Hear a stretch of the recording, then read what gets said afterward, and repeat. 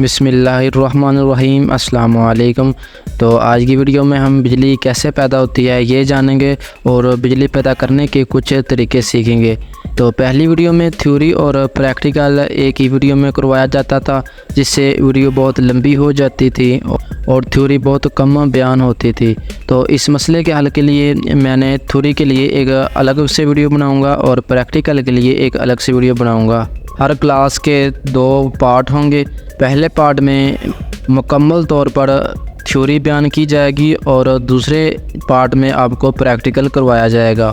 اور آج کی ویڈیو میں ہم بجلی پیدا کیسے ہوتی ہے یہ پڑھیں گے اور کچھ طریقے بجلی پیدا کرنے کے بھی سیکھیں گے۔ تو پہلے نمبر پر ہے کہ پانی سے بجلی کیسے پیدا ہوتی ہے۔ جب میں چھوٹا تھا تو میرے بھی دماغ میں یہ سوال چل رہا تھا کہ پانی سے بجلی کیسے پیدا ہو سکتی ہے۔ تو میں سوچتا تھا کہ شاید پانی میں کچھ وائریں یا کیمیکل ملا کر وائریں پھینکتے ہیں جس سے بجلی پیدا ہوتی ہے۔ تو جن کا یہ سوال ہے میں آج ان کو کلیئر کر دوں گا کہ پانی سے بجلی کیسے پیدا ہوتی ہے اور ہم تک کیسے پہنچتی ہے اور ہم ڈیم کیوں بناتے ہیں۔ تو چلے شروع کرتے ہیں اپنی آج کی ویڈیو۔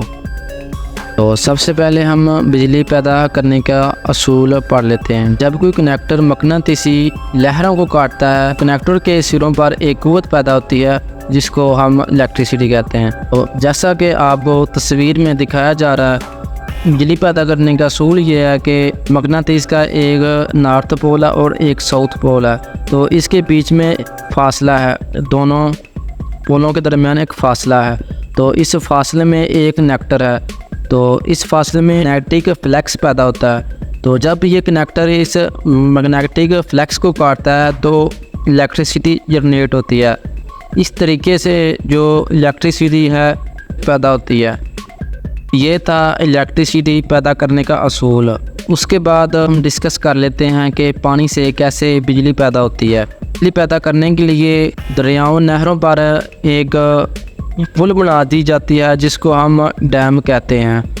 تو اس پل پر پانی کو روک لیا جاتا ہے اور اس پل میں پانی کے گزرنے کے لیے پائپ نما کوئی چیز رکھی جاتی ہے، تو جس سے پانی کا پریشر بہت زیادہ ہو جاتا ہے اور پانی جب اوپر سے نیچے آتا اور نیچے ایک ٹربائن ہوتی ہے، تو پانی پریشر سے اس ٹربائن کو گھماتا ہے اور ٹربائن اوپر ایک لگے جنریٹر کو گھماتی ہے۔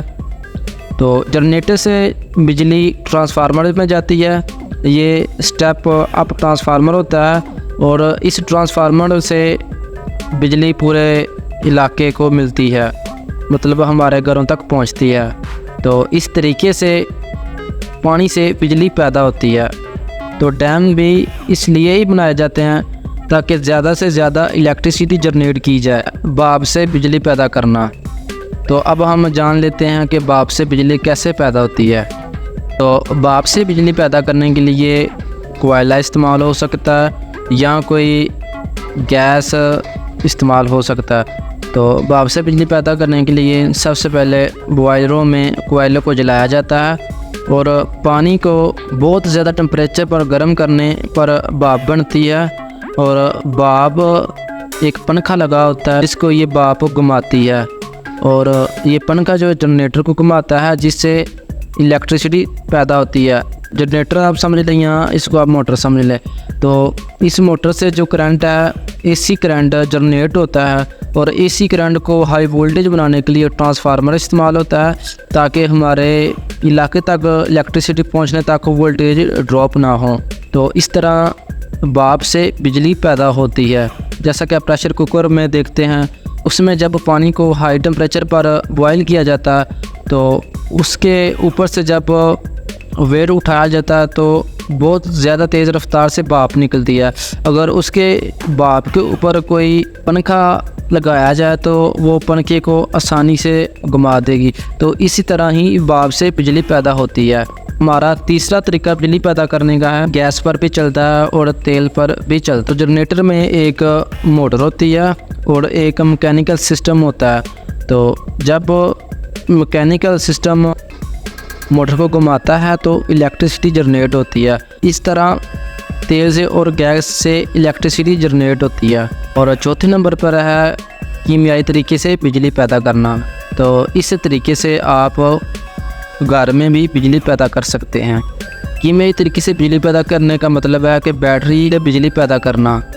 तो मैं आज आपको बताऊंगा कि आप अपने घर में कैसे बैटरी बना सकेंगे और बैटरी में बिजली कैसे पैदा होती है। कीमियाई तरीके में बिजली पैदा करने के लिए एक बर्तन में जिंक की प्लेट और एक कॉपर की प्लेट को अलग-अलग डाला जाता है। ये आपके पास जो हमारे घर में जो यूपीएस वाली बैटरीज होती हैं या हमारी मोबाइल वाली बैटरीज होती हैं, उनमें दो प्लेटें होती हैं, एक जिंक की प्लेट होती है और दूसरी कॉपर की प्लेट होती है। जो जिंक की प्लेट होती है उस पर माइनस चार्ज होता है और जो कॉपर की प्लेट होती है उस पर प्लस चार्ज होता है। तो हमारी मोटरसाइकिल वाली छोटी 12 वोल्ट की बैटरी में भी इस तरह एक कॉपर की प्लेट होती है और एक जिंक की प्लेट होती है। कीमियाई तरीके से बिजली पैदा करने के लिए आप बर्तन में एक जिंक की प्लेट और एक कॉपर की प्लेट डालें और उसमें गंधक का तेज़ाब डालें।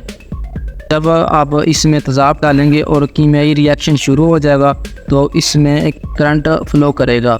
तो आप इसको थोड़ा सा अगर करंट देंगे तो इसमें करंट फ्लो करना शुरू हो जाएगा और इस तरह घर में भी बैटरी बना सकते हैं। आपको जिंक की प्लेट और कॉपर की प्लेट से बाज़ार से मिल जाती है और गंधक का तेज़ाब भी आपको बाज़ार से मिल जाता है। बैटरी का कोल वगैरह भी मिल जाता है। उसके बाद इसके सीरीज़ और पैरेलल में प्लेटों के कनेक्शन होते हैं जिससे हमारी बैटरी बनती है। तो आप 2 प्लेट बैटरी भी बना सकते हैं। तो उम्मीद करता हूँ कि आपको ये तमाम तरीके समझ आए होंगे।